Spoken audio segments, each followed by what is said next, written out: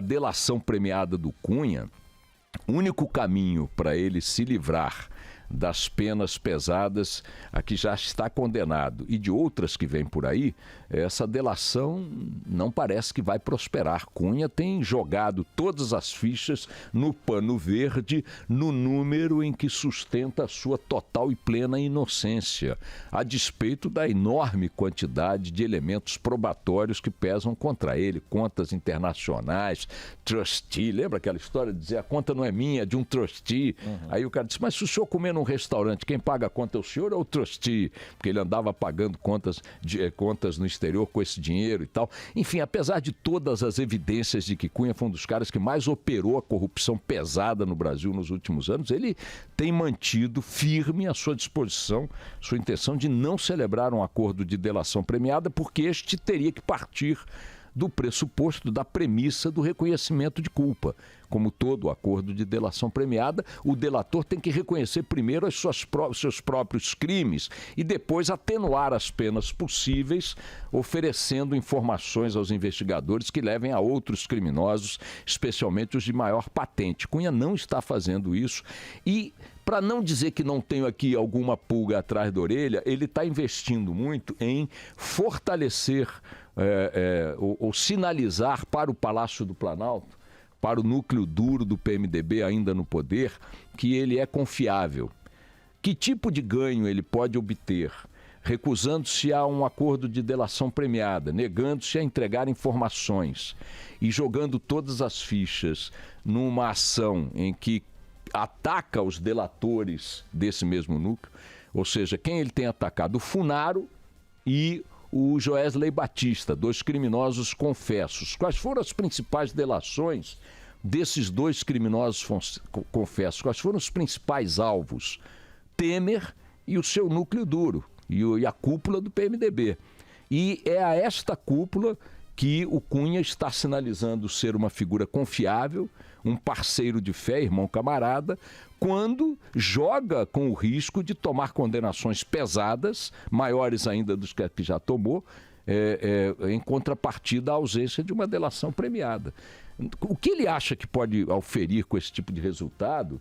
Talvez valendo-se do bom colchão de proteção que algumas figuras de grande escalão na política brasileira, especialmente do núcleo ainda no poder, conseguem ali nos tribunais superiores. Nem todas as decisões nos tribunais superiores, até pelo contrário, têm sido desfavoráveis a figuras desse núcleo. Talvez Cunha esteja apostando no julgamento, nessa instância, dizendo, olha, eu sou de vocês, eu sou do grupo, eu não entreguei ninguém, eu estou firme aqui, pagando meu preço na prisão e tal, sustentando a minha inocência e tal, me protejam aí nos tribunais superiores. E o jogo de forças que tem, de fato, influído em decisões no próprio Supremo, não tem se revelado tão ineficiente assim em poupar algumas cabeças coroadas do grupo político que está no poder. Pode ser essa a alternativa. Estou aqui especulando, já que ninguém consegue entender direito em que direção o Cunha acha que está indo. Numa direção de sair da cadeia rapidamente, não é. A expectativa de procuradores da Lava Jato com quem eu conversei ontem, de um procurador, na verdade, com quem eu conversei ontem, é de que a situação dele é extremamente difícil do ponto de vista de réu já condenado e com outros processos em andamento. Vamos ver aí o que vai acontecer. Outra figura notória da bandalheira nacional começou a ser julgado ontem, José Maria Marim, que está em prisão domiciliar em Nova York há 2 anos, começou ontem a ser julgado pela justiça nos Estados Unidos sob a acusação de ter movimentado recursos ilícitos no sistema bancário americano. Não tivesse ele movimentado dinheiro em bancos nos Estados Unidos, assim como outros países também agem da mesma forma quando o dinheiro passa por seu sistema financeiro, ele estaria respondendo a crimes apenas aqui no Brasil. E o fato de estar respondendo por esse crime nos Estados Unidos pode colocá-lo diante de uma condenação de 20 anos de cadeia. Porque para diminuir a expectativa dessa condenação pela justiça americana, pelas leis americanas, o réu tem que aceitar o crime, tem que reconhecer que cometeu um determinado crime. Quando você chega na justiça, nas audiências com o juiz, nos Estados Unidos, e diz: eu de fato cometi esse crime, mas queria fazer esta e esta ponderação atenuante, o fato de você ter reconhecido o crime na largada do processo já te dá uma perspectiva de penas menores.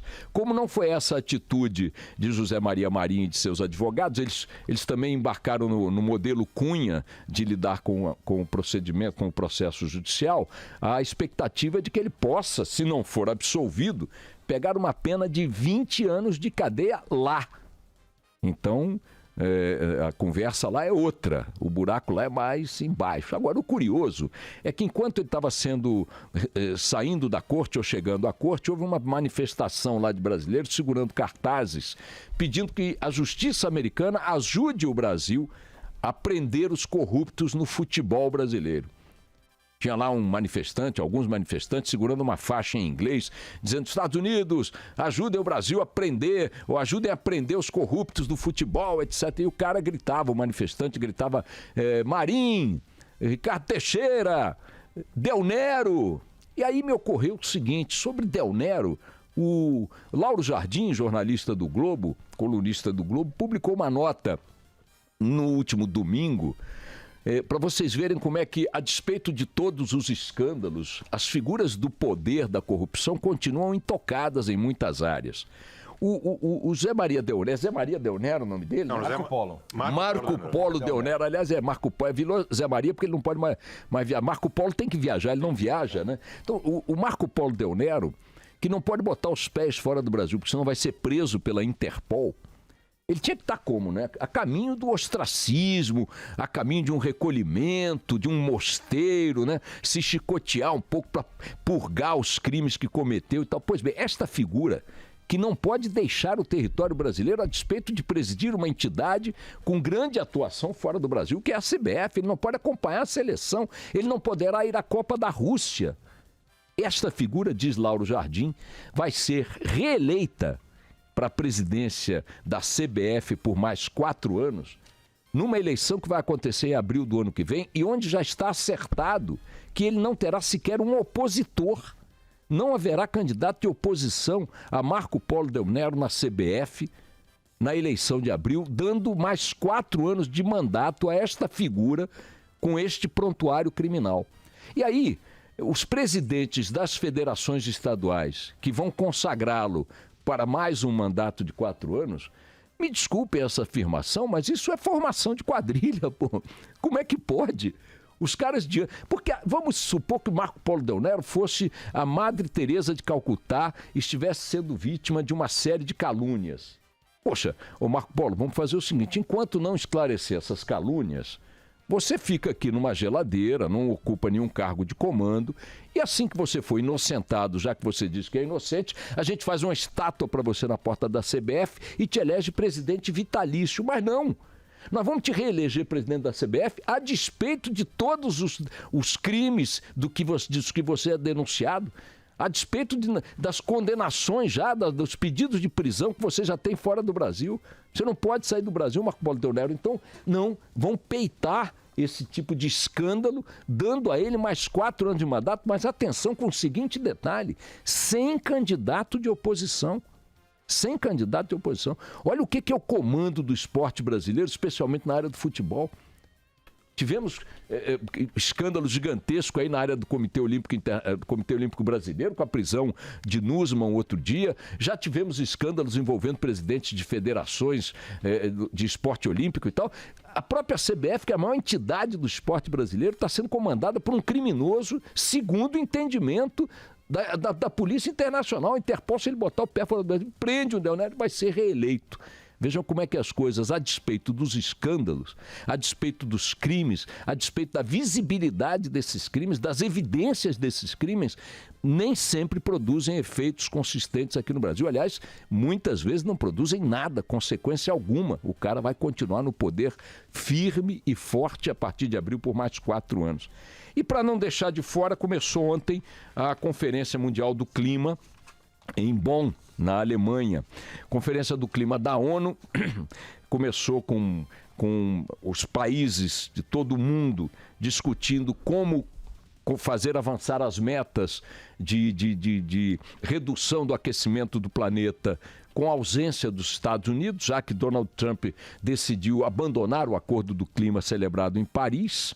Esse acordo tem como propósito uma série de metas de redução dos gases que provocam o aquecimento global, desmatamento e tudo mais. Os países, o planeta está discutindo como dar andamento a isso sem a participação efetiva do maior poluidor do planeta, que são os Estados Unidos. O Donald Trump revogou os protocolos assinados por Barack Obama para que os Estados Unidos também participassem desse esforço global, e agora a discussão na Conferência do Clima da ONU começou na Alemanha é como reajustar os horizontes diante da ausência deste poluidor gigantesco. Mas o Brasil, segundo a nossa Sônia Blota, correspondente da Band, do Jornal da Band na Europa ontem, também está na berlinda, junto com os Estados Unidos pela saída dos americanos, também está na berlinda na conferência, porque o país aumentou em 9% a emissão de gases poluentes em 2016 e intensificou o desmatamento na Amazônia. O Brasil fixou uma meta, já há algum tempo, de zerar o desmatamento no Brasil até 2030, 2020, uma meta ambiciosíssima, só que não está conseguindo avançar nessa meta de maneira consistente. O desmatamento diminuiu 16% entre agosto de 2016 e julho deste ano. Mas mesmo com uma redução de 16%, foram destruídos 6.600 quilômetros quadrados de florestas no Brasil, o que corresponde, segundo o site Terra, a 47 vezes o tamanho da cidade de Bonn, onde está acontecendo a Conferência do Clima. Agora, mesmo que a redução do desmatamento tenha acontecido, e aconteceu, e o desmatamento que ainda acontece seja gigantesco, porém com um número global, um número total declinante, o que assustou os participantes da conferência foi essa emissão, esse crescimento de 9% na emissão de gases poluentes pelo Brasil ao longo do ano de 2016. Isto com o país em recessão econômica, o que deveria reduzir a atividade econômica, industrial e, portanto, a emissão de gases poluentes. O ministro do Meio Ambiente, o ministro Sarney Filho, mais uma das suas declarações inúteis, disse que, a despeito desses números, as metas do Brasil na área do meio ambiente são as mais ambiciosas do mundo. De fato, são metas ambiciosas, zerar o desmatamento até 2020. Ilegal. Desmatamento ilegal, claro. Até 2020, veja, nós estamos em 2018 praticamente. Estamos com ainda um desmatamento que corresponde a 42 vezes a cidade, 47 vezes a cidade de Bonn. Ainda desmatamos 6.600 quilômetros quadrados por ano, segundo o último relatório, e estamos dizendo que em 2020 não desmataremos mais nada. O Sarney Filho diz que a nossa meta é ambiciosa, esqueceu de dizer que uma coisa é a meta, outra coisa é a realidade. Ficam aí os números. Vamos lá.